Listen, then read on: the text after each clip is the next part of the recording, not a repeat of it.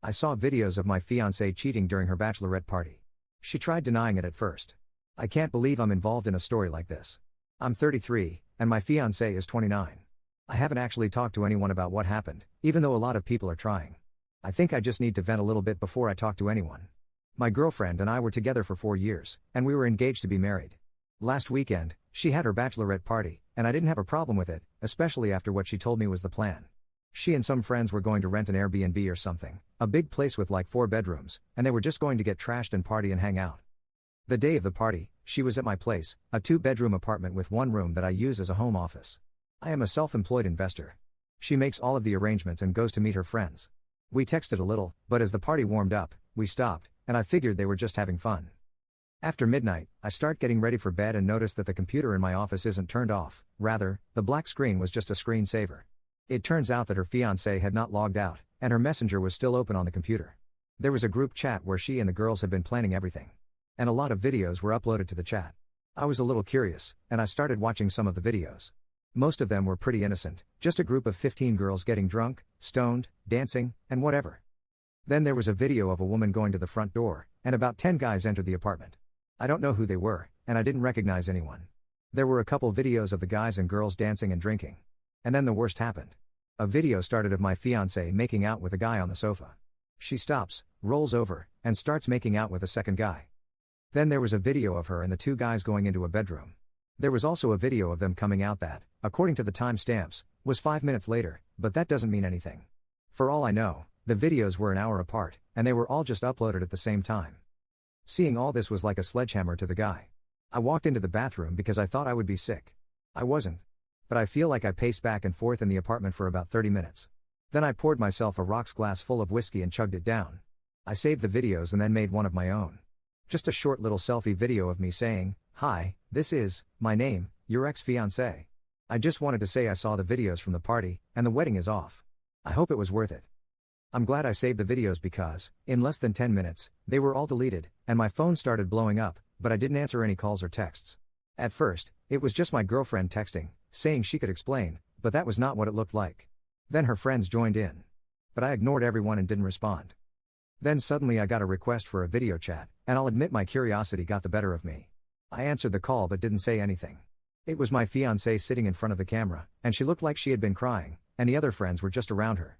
I really only know maybe 4 of the friends, but I recognize a lot of the others. First, she started apologizing but kept saying it wasn't what it looked like, it was just a party, and the guys coming over was not planned or anything like that.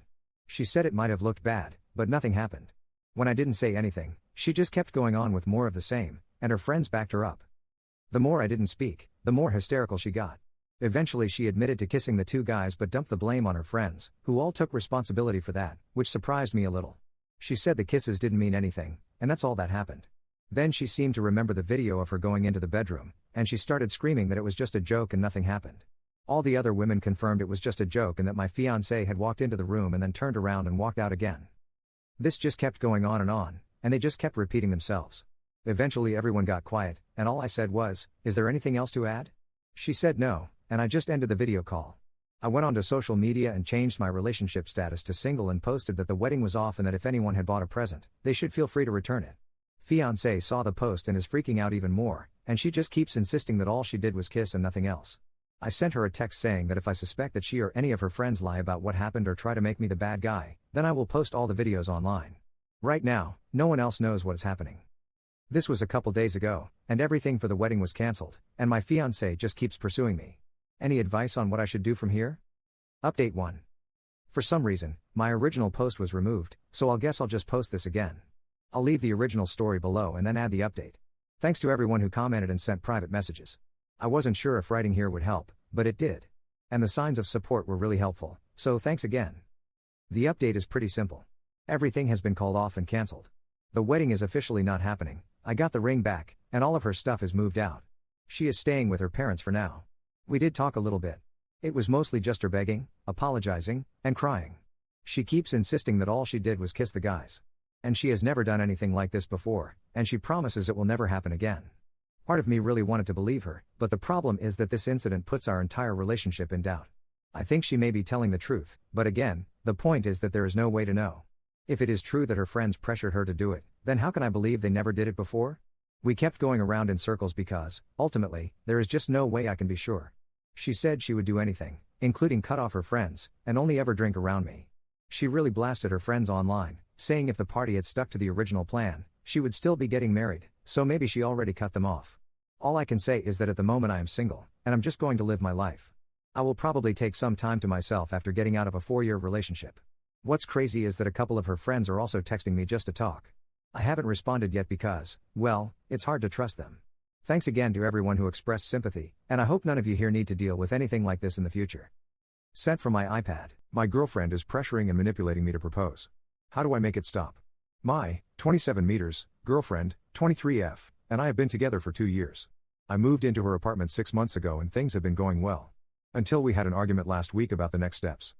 Our lease ends in 9 months, and I've been mentioning getting a bigger place together since it's only a 1-bedroom.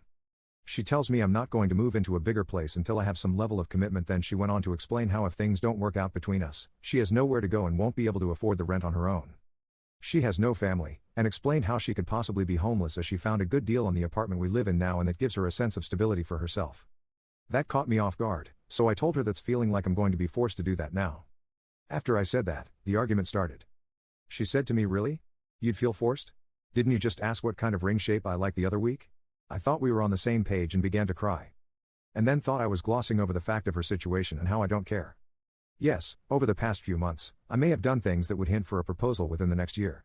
I did ask her what ring shape she likes. We have talked in detail about our wedding and children. I said to her that I've been thinking about coming home to a little one the other week. But all of that was in a future sense. As I don't have a specific timeline. I'm just taking things one day at a time. She tells me I'm saying things men with a timeline would say. I just wanted it to be special when I propose. A surprise.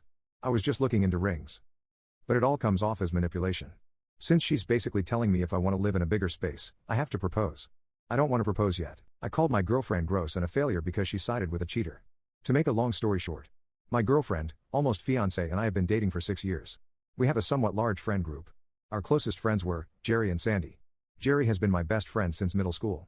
He married Sandy 3 years ago and they had been dating for like 6 years before that. They had such a picture-perfect relationship, or so it seemed.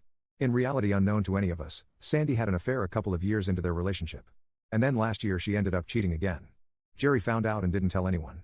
But then a few weeks ago he came out and told the whole friend group. He and Sandy are getting a divorce. Our whole friend group dropped Sandy. Or so I thought. Turns out my girlfriend has remained friends with Sandy, and has seemingly bonded stronger with her than she had before this whole mess. That honestly upset me. My girlfriend then got mad at me when I called her out on it. She said that Jerry should get over it and that he likely caused her to cheat. That's when I snapped. I told my girlfriend she was gross and disgusting for saying that, after Jerry had treated her like a sister since day one. Then I told her I was disappointed in her as a person and her mom, who died before we met, would also be disappointed in her. She has no values as a human and it's no surprise she couldn't make it in medical school. This was last night. I haven't heard from her at all. I told my parents about this and they both said I overreacted and that I should apologize. My mom even suggested that my relationship is probably